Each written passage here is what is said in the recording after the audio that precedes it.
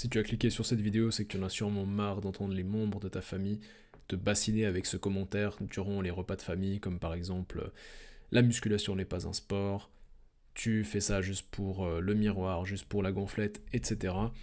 Et je peux comprendre que ça t'agace. Moi aussi, je suis passé par là, j'y ai eu droit aussi, t'inquiète pas.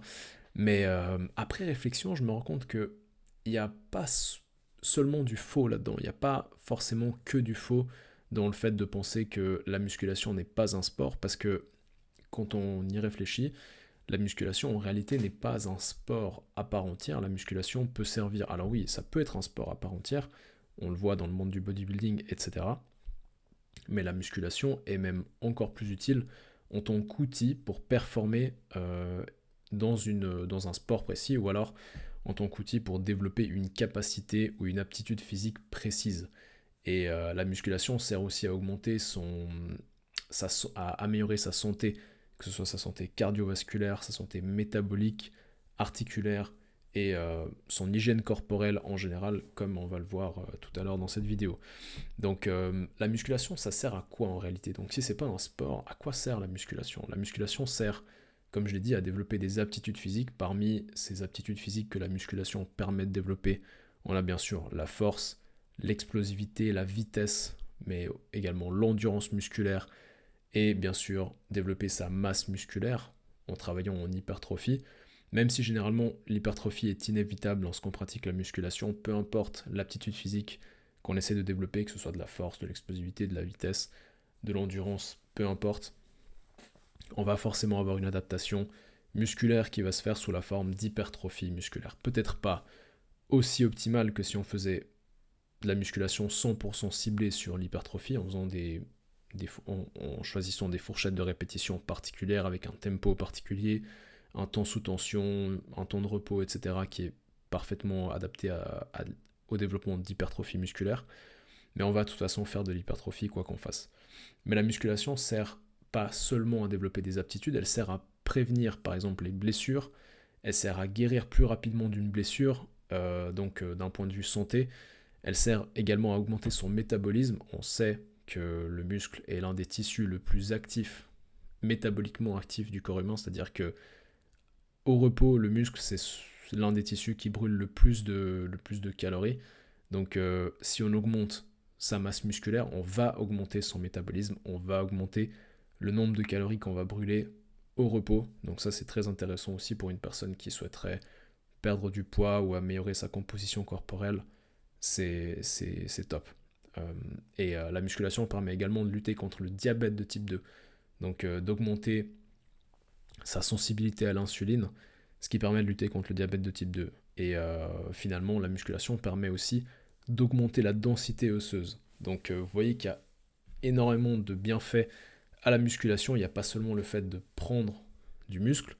On peut pratiquer la musculation comme sport pour prendre du muscle, mais je verrais ça plutôt comme un art en fait.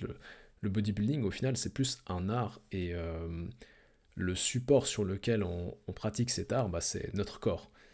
Et c'est tout aussi respectable.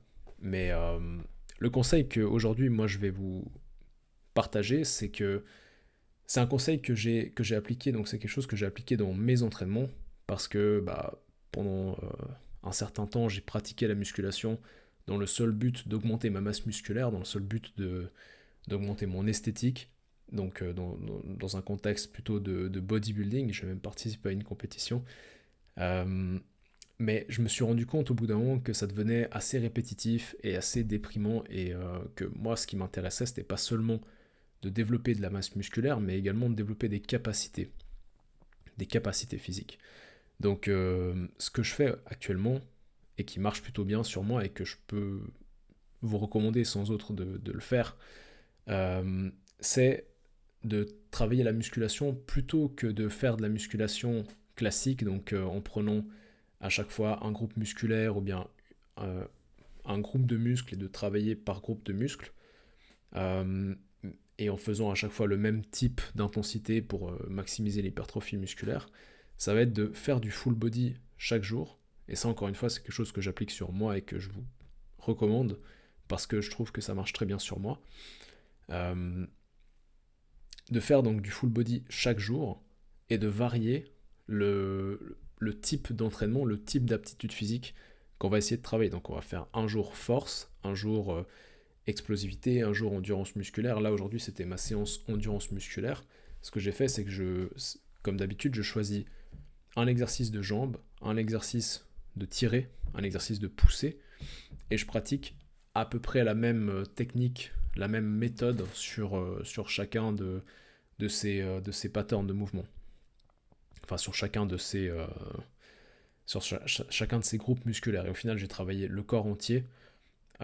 Et l'intérêt avec ça, c'est qu'on va non seulement continuer de prendre de la masse musculaire, parce que comme je l'ai dit avant, le fait de travailler des aptitudes physiques telles que la force, l'explosivité, la vitesse, etc., on va de toute façon avoir une adaptation qui va se faire sous la forme d'une hypertrophie musculaire, mais l'intérêt aussi, c'est qu'on va obtenir un physique plus complet, un corps plus complet qui va avoir plus de capacité, plus de polyvalence dans ce qu'il est capable de faire. Et ça, c'est très intéressant.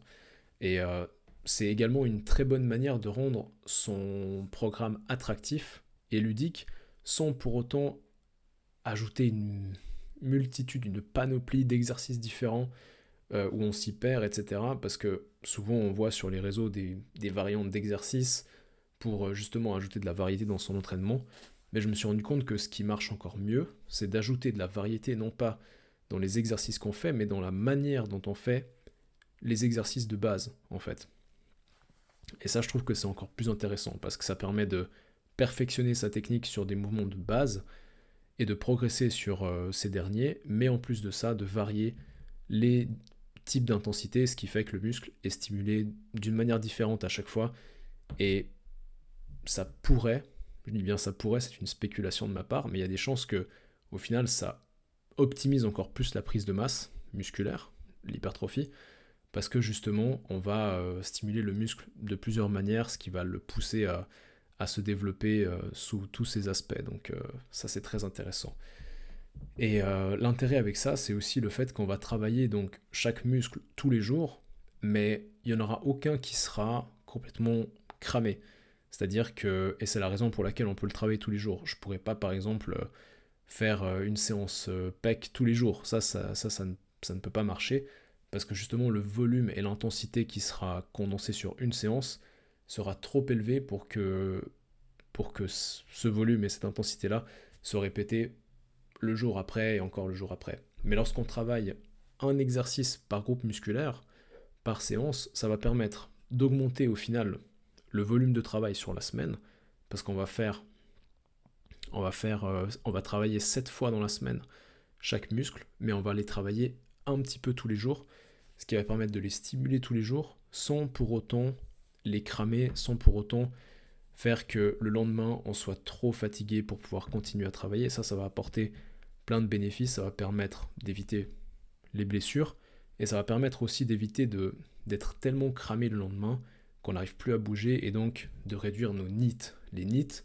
pour ceux qui n'ont jamais entendu parler de ce terme, c'est Non-Exercise Activity Thermogenesis, donc la thermogénèse qui n'est pas liée à l'exercice. Donc si on est trop fatigué pour bouger au quotidien, on va dépenser moins de calories et donc on va perdre moins de gras. Donc l'intérêt aussi avec cette méthode, c'est qu'on va être capable d'être toujours actif au quotidien, tout en travaillant tous ses muscles de toutes les manières possibles et imaginables, en restant sur des exercices basiques et en étant capable de continuer de brûler des calories en dehors des entraînements.